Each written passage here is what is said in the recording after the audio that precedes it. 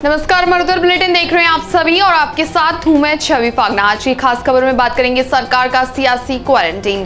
सचिन पायलट खेमे के बाद अब बसपा से कांग्रेस में शामिल हुए विधायकों की नाराजगी के बावजूद राज्य में मंत्रिमंडल विस्तार शीघ्र होने पर संशय है।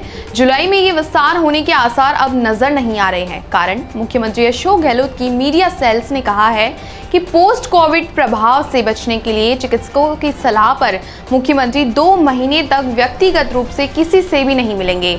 मुख्यमंत्री सभी कार्यक्रम और बैठकें चर्चाएं वीडियो कॉन्फ्रेंसिंग या वीडियो कॉल से ही करेंगे। राजनीतिक हलके में इसे सरकार का सियासी क्वारंटाइन माना जा रहा है। कांग्रेस में सचिन पायलट खेमे और कुछ अपने विधायकों की नाराजगी के बावजूद मुख्यमंत्री अशोक गहलोत फिलहाल किसी भी नेता से आमने सामने बैठक न मुलाकात करेंगे और न बैठक करेंगे। सचिन पायलट खेमे की नाराजगी के बीच मुख्यमंत्री के इस फैसले को राजनीतिक मायने निकाले जा रहे हैं। इसे मंत्रिमंडल विस्तार टालने की कवायद से जोड़कर भी देखा जा रहा है। मुख्यमंत्री की मीडिया सेल ने कहा कि अब तक कोरोना को लेकर एक्स्ट्राऑर्डिनरी रूप से बैठक की गई। पिछले 15 से 16 माह में करीब 355 वीसी की जा चुकी है, जिनमें कई बार वार्ड पंच सरपंच भी जुड़े। माना जा रहा है कि मुख्यमंत्री मौजूदा घटनाक्रम में मंत्रिमंडल विस्तार के पक्ष में नहीं है, क्योंकि इससे संदेश जाएगा कि पायलट खेमे के दबाव में यह विस्तार करना पड़ रहा है। गौरतलब है कि पिछले कुछ दिन से गहलोत पायलट खेमे के विधायक आमने सामने की स्थिति में है। मंत्रिमंडल विस्तार और राजनीतिक नियुक्तियों के लिए पायलट खेमा लगातार दबाव बना रहा है। इस खेमे का तर्क है कि अब ये काम टालने का कोई कारण नहीं बचा है। वहीं बसपा से कांग्रेस में शामिल हुए विधायक भी मुखर हो रहे हैं और मंत्रिमंडल विस्तार शीघ्र करने की मांग कर रहे हैं।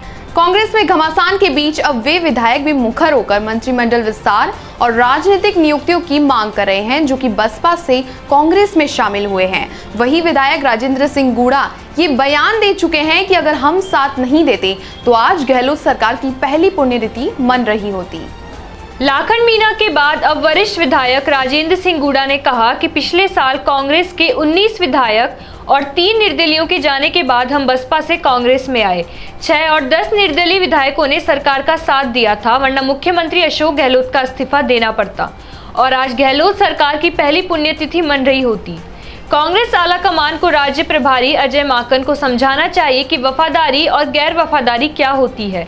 2.5 साल से ज्यादा समय निकल चुका है, हमारे वाले सभी दुखी हैं। गौरतलब है कि गुड़ा पहले भी 2 बार नाराजगी जता चुके हैं। बसपा से कांग्रेस में शामिल हुए संदीप यादव ने भी कहा है कि मंत्रिमंडल विस्तार और राजनीतिक नियुक्तियां अब शीघ्र होनी चाहिए। गहलोत ने अपने पिछले कार्यकाल में भी समर्थन करने वाले बसपा विधायकों को सरकार में भागीरथी दी थी। इस बार भी उम्मीद है, लेकिन सरकार को 2.5 साल तो बीत चुके हैं। इस बारे में गहलोत से बात भी करेंगे। तो वहीं दूसरी ओर सियासत में वार पलटवार की एक तस्वीर भी आपको दिखाते हैं।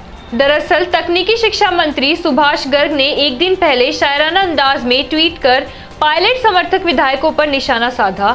गर्ग ने ट्वीट किया, ये मौसम ही ऐसा है, परिंदे आतुर हैं घोंसला बदलने के लिए। इस पर अब पायलट समर्थक विधायक वेद प्रकाश सोलंकी ने उसी अंदाज में पलटवार किया। सोलंकी ने ट्वीट किया कि कुछ परिंदे खुद का घोंसला कभी नहीं बनाते, वे दूसरों के बनाए घोंसलों पर कब्जा करते हैं। खुद का मतलब पूरा होते ही फिर उड़ जाते हैं, अगले सीजन में फिर किसी का घोंसला कब्जा कर लेते हैं। घना से भटके ये परिंदे प्यास बुझाने के लिए कभी हैंडपंप तो कभी पोखर में चोंच मारते नजर आते हैं। दूसरी ओर उपनेता प्रतिपक्ष राजेंद्र राठौड़ ने गर्ग के ट्वीट को टैग कर लिखा, मुझे मालूम है उसका ठिकाना, फिर कहाँ होगा परिंदा आसमां छूने में जब नाकाम हो जाए। इधर सिरोही से निर्दलीय विधायक संयम लोढ़ा ने ट्वीट कर कांग्रेस आलाकमान को विधायकों के लिए चिंतन शिविर लगाने की नसीहत दे दी है।